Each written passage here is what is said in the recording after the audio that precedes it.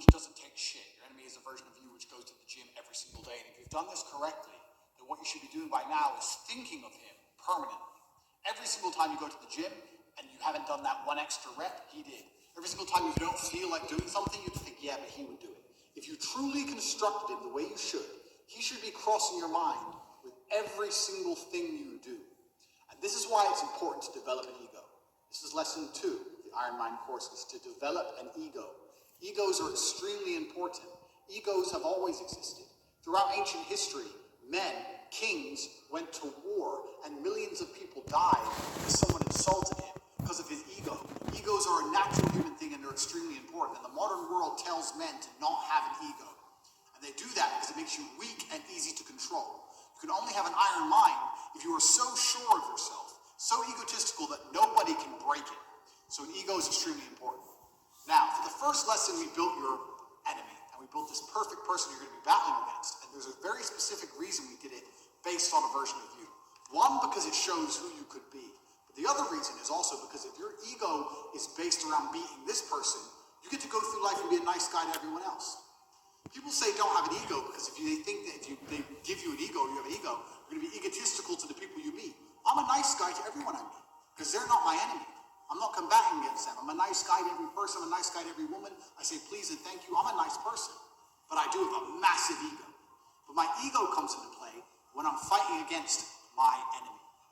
Listen, did you fuck your wife yesterday? Maybe you did. So imagine this guy fucked your wife. He would have fucked her better than you did. And this should inspire your ego. The person you're battling against is beating you. And this person is who you could be. That's what's the most annoying thing about it. This person's outlifting you in the gym. They're making more money. They're fucking their wife better. They got more girls. They're rolling around a nicer car. This could be you, but it's not you. Only because you don't have the motivation to do what this individual does. Nothing to do with genetics, nothing to do with luck. This person is you and they're beating you. And this should inspire your ego. Most people's egos work against them. And the way it works against them is they feel entitled. They wake up and they think, oh, I deserve a nice car. I'm a special person. I deserve a nice car. And then when they don't get a nice car, they get disheartened and annoyed. That is not the right way to use the ego. The ego should be used as in, I deserve a nice car, so I'm going to go fucking get it. That's an ego. So this person who you've built, your enemy, he has a nice car because he has worked harder than you have. So he has a nice car and you don't have one. Whose fault is that? There should be no reason, no excuse for you to not do everything that you believe you need to do to be the best person you can be if you've properly created this enemy. You've looked at this list, 25 to 30 points long, of everything this guy does. And you should look at that list and think, fuck, this is who I'm competing against. I need to start getting my shit together. And your ego should stop you from wanting to lose. Otherwise, day after day after day, you are losing to this individual. This individual is beating you day after day after day. You can't let that happen. Your ego is extremely important. And you only have one person you're competing against. And it's the person you created, which is nothing more than a better version of yourself. So day by day, you're losing this battle. And that should make you uncomfortable, it should make you nervous, it should make you anxious. So you start to feel that way, because this is the truth. If you've truly imagined who your enemy is, and you truly imagine them beating you, you should not be able to relax. The fact that you can still sit and watch TV means you need to go back to the first video of this course and start again. And do it properly, and do it well enough so that you can no longer sit still. You look at yourself in the mirror and go, okay, yeah, I've got some muscle, but this guy, he's got real muscle. I've got a little bit of money. This guy, he hustles non-stop. He's on Twitter non-stop. He's starting businesses. He's learned how to make websites. He's trading crypto. He's got all of Tate's programs. He's got this. He's got that. You need to get your shit together. And if you do that properly, you'll start to feel nervous. You'll imagine the version of you that is as amazing as they could be. And then you look at yourself and realize that you're failing. It's the reality. And you'll sit there and go, fuck.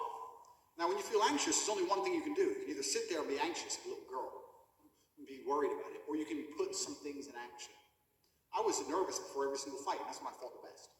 Because I was afraid. I was afraid of losing. And you need to be afraid of losing day by day throughout your life. You know who your enemy is. You know what he's doing. And you're losing day by day. Now, if you go to the gym and you beat your personal best, let's say the most you've ever benched is 100 kilo. You go there, you bench 105 kilo. The days you beat your personal best are the days you've beaten this individual. It's the only day you're allowed to claim a victory. If you beat your personal best, you can claim a victory. I went there, I did more than I've ever done, I beat this guy. But if you're not beating your personal best, he is beating you. And that should inspire you to try and smash through your own records day after day after day. The most money you've ever made, most weight you've ever lifted, the most girls you've ever spoke to. It doesn't matter what goals you set. You have to understand you're going to spend a lot of time losing. And all this time you're spending losing is going to damage your ego, and that's going to make you anxious and unhappy and nervous, and you're going to put all that nervous energy into smashing your personal records so you have those days of victory. Everything compounds. What most people don't understand is they think that life just changed overnight. Everything compounds. People say to me, oh, Tate, how did you become successful? I can't tell you the one thing that made me successful. I was always driven, motivated. I understood how to make good connections. I looked after the people who looked after me. I always knew what the right thing to do was. I didn't drink for many years of my life. I didn't do this. I didn't do that. But I did do this. And it all comes together to success. It's not about one thing.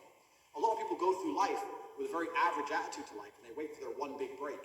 Yeah, maybe you'll get it, but that's not the reality. If you're hoping for a big break, you may as well just keep buying the lottery tickets. You have to build your big break.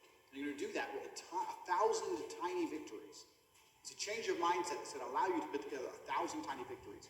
And the change of mindset is simply understanding that there's a version of you that exists somewhere in the multiverse